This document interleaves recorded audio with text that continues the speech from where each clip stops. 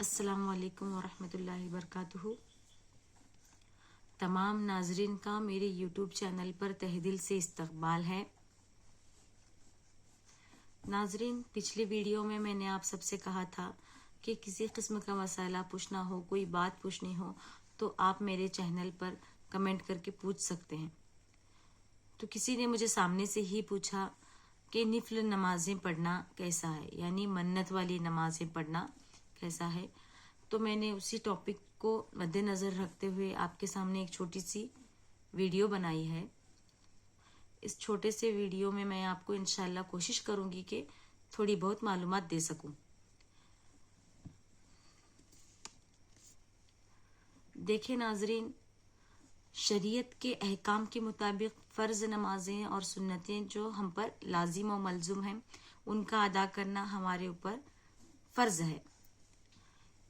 فرض نمازوں کے علاوہ، سنت نمازوں کے علاوہ اگر آپ نوافل کا ارادہ کرتے ہیں، نوافل کی منتیں مانگتے ہیں، اللہ رب العزت سے عبادت کے ذریعے اپنی باتیں، اپنی دعائیں، اپنی حاجتیں پوری کروانا چاہتی ہیں، تو اس کا ارادہ آپ نے کر لیا ہو تو کیا ہے، آپ پر یہ لازم ہو جاتا ہے۔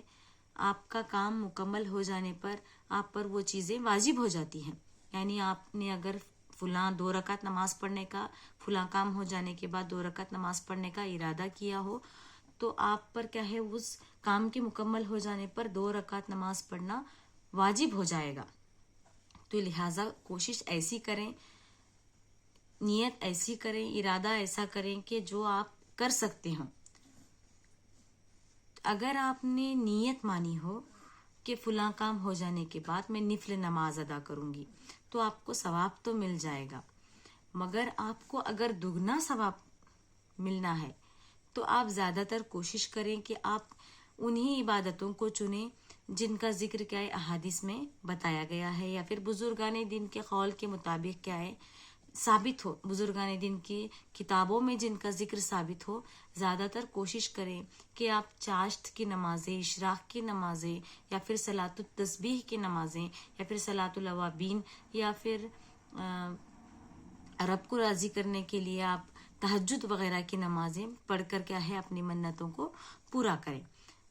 اس کے علاوہ جن کی جو بھی احادیث میں ذکر کی گئی ہیں، تہجد وغیرہ کا خصوصی طور پر بہت سی جگہوں پر ذکر کیا گیا ہے، تو کوشش کریں، بزرگان دین کی کتابوں میں بھی کیا ہے، تہجد کی بہت ساری فضیلتیں بیان کی گئی ہیں۔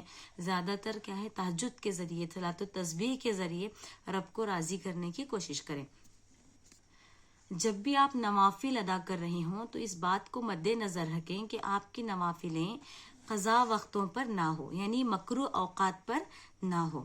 مکروہ اوقات طلوع آفتاب، غروب آفتاب اور ٹھیک دوپہر کا وقت ہے، یعنی سورج کے سر پر چڑھ جانے پر آپ اس وقت کیا ہے، آپ نمازیں نہیں پڑھ سکتے۔ انشاءاللہ میں مکروہ اوقات کے بارے میں تفصیل سے ویڈیو بنانے کی کوشش کروں گی۔ تو ان مکروہ اوقات کے علاوہ اگر آپ کسی بھی وقت میں آپ نماز پڑھنا چاہیں تو آپ نوافل نماز پڑھ سکتے ہیں۔ مد نظر اس بات کو بھی رکھیں کہ آپ کا فرض نماز کا وقت ضائع نہ ہو۔ اگر آپ کا فرض نماز کا وقت نکل رہا ہو تو اس وقت آپ نوافل وغیرہ نہ پڑھیں۔ کوشش کریں کہ اپنے فرائض کو، اپنے سنتوں کو وقتوں پر ادا کریں، اس کے بعد آپ نفل نمازیں وغیرہ پڑھ سکتے ہیں۔ اور ضروری بات یہ ہے کہ عبادتیں، روزے وغیرہ اور حج وغیرہ، زکوٰۃ وغیرہ جو فرائض میں شمار کی جاتی ہیں، خاص کر صرف اور صرف رب تعالیٰ پر ہی کیا ہے، ہمیں اس کی ادائیگی ہے۔ یعنی ہم صرف اللہ رب العزت کے لیے ہی روزے رکھ سکتے ہیں، صرف اللہ کے لیے ہی ذبح قربانی وغیرہ کر سکتے ہیں، صرف اللہ کے لیے ہی ہم کیا ہے، اپنی عبادتوں کو ادا کر سکتے ہیں۔ اس کے علاوہ ہم کسی اور کے سامنے عبادتوں کے لیے منتیں نہیں مانگ سکتے۔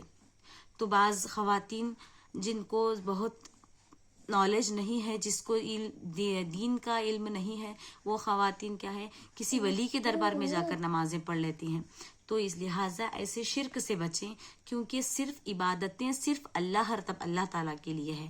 ہاں اگر آپ عبادتوں کا ثواب صرف کسی ولی کے لیے یا پھر کسی نبی کو پہنچانا چاہتے ہوں یا پھر کسی صحابی کو یا پھر کسی مرحومین کو اگر پہنچانا چاہتے ہیں تو اس کا ثواب پہنچا سکتے ہیں، آپ ان کے لیے عبادتیں نہیں کر سکتے۔